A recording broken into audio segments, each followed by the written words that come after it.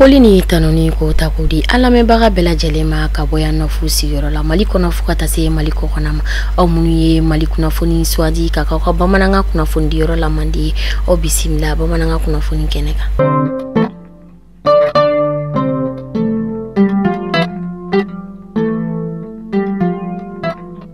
Fɛn ye defu ale kɔni kimɛli bɛna daminɛ mɛ kalo tile 22 san 2023 kɔnɔna la. U y'a yira k'a fɔ kimɛli ale kɔni kɔnɔna la maa o maa i minɛra yuruguyurugu nasira olu kɔni fɛ i bɛ taa ɲɛfɔ kun min na i yɛrɛ sɔrɔ o ko olu kɔni kɔnɔna la. U y'a yira k'a fɔ kimɛli ale kɔni ma den ka kɛ mɛ kalo kɔnɔna la ba Maliba kɔnɔ mɛ ɲinan ta o kɔni bɛna kɛ mɛ kalo kɔnɔna na. O b'a yira k'a fɔ gɛlɛya tɛna sɔrɔ ɲinan kimɛli o kɔnɔna. Fɛn ye kuranko ale kɔni nasira olu kɔni fɛ ba Maliba kɔnɔ degun belebeleba bɛ maliyɛnw kan ni kurantigɛ banbali ale kɔni tɛ ka se ka dabila cogoya min na ba Maliba kɔnɔ. Gawokaw olu kɔni sifinnakaw ye wulikajɔ kɛ ni kuranko in kɔnɔna la.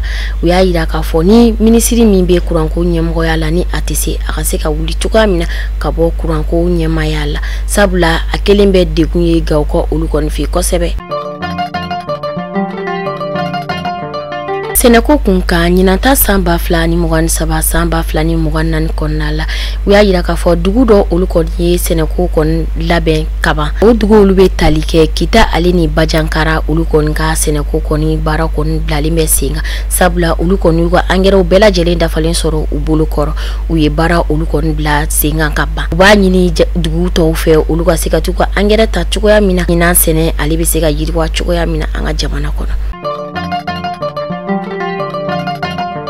Fɛn ye an ka jamana kuntigi fɔlɔ ale kɔni ka tayani san 46 ye an ka jamana kuntigi tɔgɔ la minisiri ɲɛmɔgɔ ale kɔni taara taasi bila kɛ ni ka taa jiri feere kɔni ta ka da o kaburu olu kɔni kan Ala ka hinɛ ani furushiw bɛɛ lajɛlen na.